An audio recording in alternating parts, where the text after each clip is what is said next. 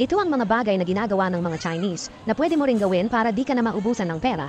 Una, huwag kang magpapaakit sa mamahaling gamit.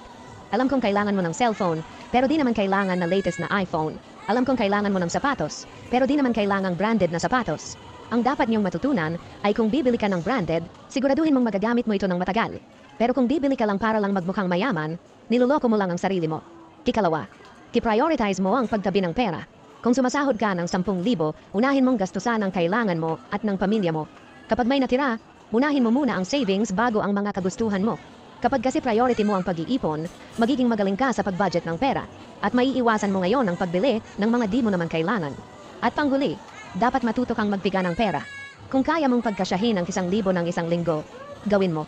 Kung mahilig kang kumain sa labas, bawas-bawasan mo muna. Kung marunong ka kasi magpiga ng pera, malalaman mo kung saan napupunta ang pera mo. At malaki ang maitutulong nito para mabilis kang makapag-ipon.